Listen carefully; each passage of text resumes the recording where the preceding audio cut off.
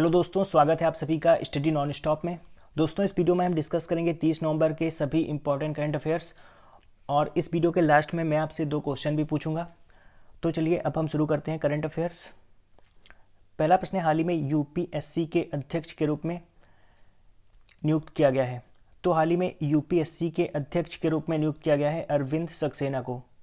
ये जो आपको इमेज में दिखाई दे रहे हैं यही है अरविंद सक्सेना और राष्ट्रपति रामनाथ कोविंद ने इन्हें यूपीएससी के अध्यक्ष के रूप में नियुक्त किया है। तो कई बार एग्जाम में ये क्वेश्चन पूछा जाता है कि यूपीएससी का जो अध्यक्ष होता है उसे कौन नियुक्त करता है। तो याद रखिए, यूपीएससी का अध्यक्ष इसे राष्ट्रपति ही नियुक्त करता है। और यहाँ पर बात हुई है यूपीएससी की, तो यूपीएससी इसका फुल फॉर्म होता है union public service commission, Hindi में संघ लोक सेवा आयोग।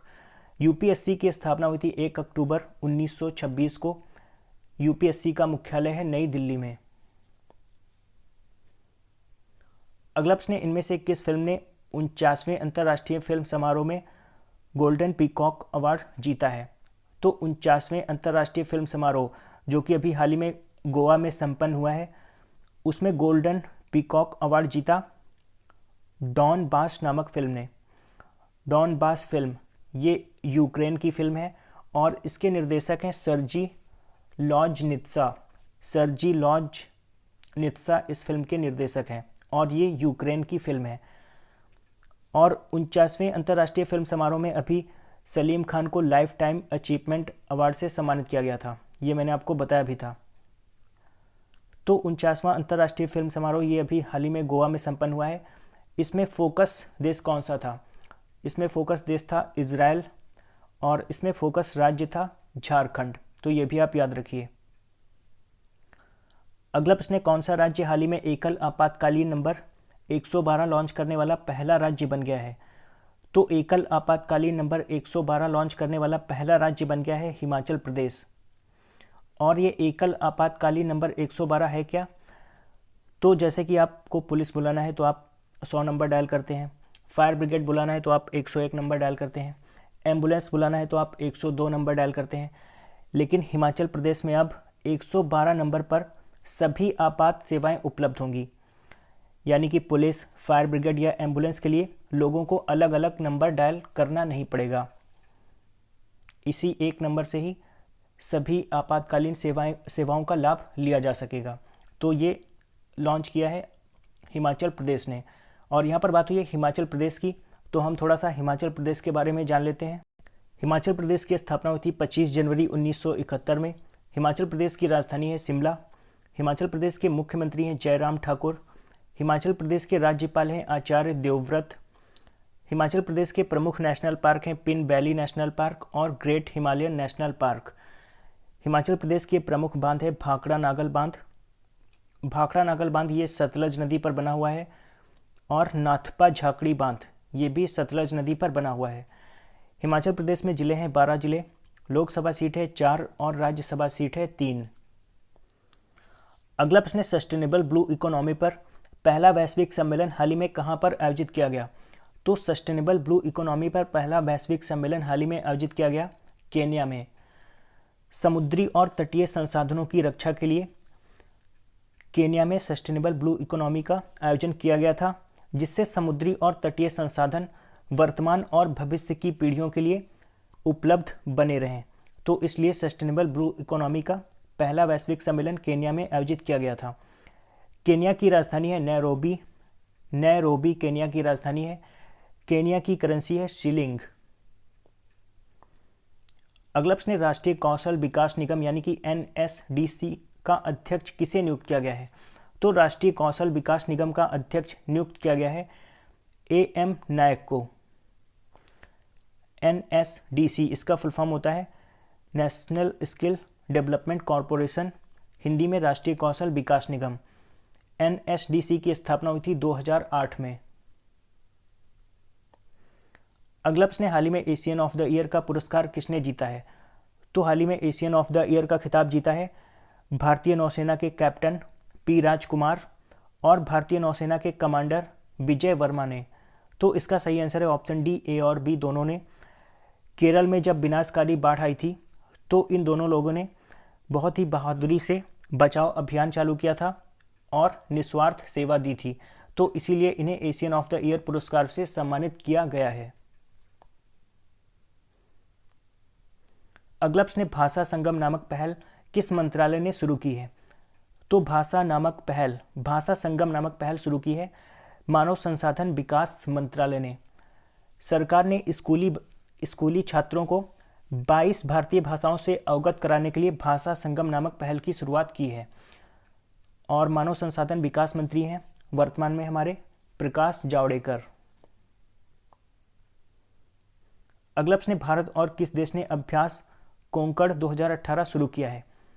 तो अभ्यास कोंकण 2018 शुरू किया है भारत और यूके यानी कि यूनाइटेड किंगडम ने, और ये अभ्यास गोवा में शुरू हुआ है। और यहाँ पर बात हुई है यूके यानी कि यूनाइटेड किंगडम। यूके की राजधानी है लंदन, इसकी करेंसी है पाउंड स्टर्लिंग, और यूके की प्रधानमंत्री हैं थेरेसा मे। अगला प्रश्न है, एलजी ने मोबाइल बिजनेस प्रेसिडेंट के रूप में किसे नियुक्त किया है? तो एलजी ने मोबाइल बिजनेस प्रेसिडेंट के रूप में नियुक्त किया है ब्रायन क्वांस को। एलजी ये साउथ कोरिया की कंपनी है। अगला प्रश्न, भारत और किस देश ने निर्यात के लिए स्वच्छता और निरीक्षण आवश्यकताओं पर एक प्रोटोकॉल पर हस्ताक्षर किए हैं? तो निर्यात के लिए स्वच्छता और निरीक्षण आवश्यकताओं पर एक प्रोटोकॉल पर हस्ताक्षर किए हैं भारत और चीन ने। इस कदम से भारत को चीन में मछली के भोजन और मछली के तेल का निर्यात शुरू करने में मदद मिलेगी। और यहाँ पर बात हुई चीन की राजधानी है बीजिंग, चीन की करेंसी है रेनमिनबी, चीन के राष्ट्रपति हैं शी जिनपिंग, और चीन के प्रधानमंत्री हैं ली केकियांग। अगला प्रश्न, ऊर्जा और नवीकरणीय ऊर्जा के लिए केंद्रीय राज्य मंत्री आर.के. सिंह के अनुसार सौभाग्य योजना के तहत कितने राज्यों में 100% विद्युतीकरण हो गया है? तो ऊर्जा और नवीकरणीय ऊर्जा के लिए केंद्रीय राज्य मंत्री आर.के. सिंह के अनुसार सौभाग्य योजना के तहत 8 राज्यों में 100% विद्युतीकरण हो गया है। सौभाग्य योजना, इसका उद्देश्य है सभी बचे परिवारों को बिजली पहुंचाना। अगला प्रश्न, हाल ही में इसरो ने HYSIS उपग्रह लॉन्च किया है। इस उपग्रह के साथ कितने विदेशी उपग्रहों को लॉन्च किया गया है? तो अभी हाल ही में इसरो ने भारत के HYSIS उपग्रह को लॉन्च किया है, और इसी के साथ 30 विदेशी उपग्रहों को भी लॉन्च किया गया है। और इन उपग्रहों को PSLV C-43 रॉकेट से लॉन्च किया गया है। HYSIS इसका फुल फॉर्म है हाइपर स्पेक्ट्रल इमेजिंग सेटेलाइट, और इन उपग्रहों को PSLV C-43 से लॉन्च किया गया है। PSLV का फुल फॉर्म होता है पोलर सैटेलाइट लॉन्च व्हीकल। और यहाँ पर बात हुई है इसरो की, तो हम थोड़ा सा इसरो के बारे में जान लेते हैं। इसरो का फुल फॉर्म होता है Indian space research organisation. ISRO की स्थापना हुई थी 15 अगस्त 1969 में। इसरो की स्थापना की थी विक्रम साराभाई ने। इसरो का हेडक्वार्टर है बेंगलोर, कर्नाटक में। इसरो के वर्तमान चेयरमैन है के शिवन। और कल मैंने आपसे 2 प्रश्न पूछे थे। पहला प्रश्न मैंने पूछा था राष्ट्रपति रामनाथ कोविंद ने हाल ही में किसे निर्वाचन आयुक्त नियुक्त किया है?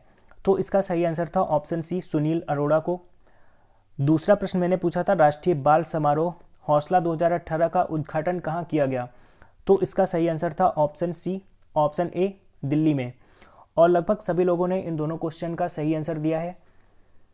और आज आपका पहला प्रश्न है, कौन सा देश G20 शिखर सम्मेलन के 13वें संस्करण की मेजबानी कर रहा है? तो ये आपका आज का पहला प्रश्न है। और आज आपका दूसरा प्रश्न है, अंतर्राष्ट्रीय गीता महोत्सव 2018 जो कि हरियाणा में आयोजित किया जाएगा, इस महोत्सव में साझेदार देश कौन सा है? तो ये आपका आज का दूसरा प्रश्न है। मैंने आपसे 2 प्रश्न पूछे, दोनों का आंसर आप कमेंट्स में बताइए। तो दोस्तों आशा करता हूँ कि आपको ये वीडियो पसंद आया होगा। अगर आपको ये वीडियो पसंद आया तो आप इसे लाइक और शेयर करना मत भूलिए। और अगर आपने अभी तक इस चैनल को सब्सक्राइब नहीं किया है तो चैनल को सब्सक्राइब कर लीजिए। मैं हर रोज़ सुबह 4 बजे करंट अफेयर्स का वीडियो अपलोड करता हूं, तो आप चैनल को सब्सक्राइब करके नोटिफिकेशन बेल को ऑन रखिए, जिससे मैं वीडियो अपलोड करूं तो उसका नोटिफिकेशन आपको मिल सके। तो दोस्तों मिलते हैं कल सुबह, तब तक के लिए goodbye and take care.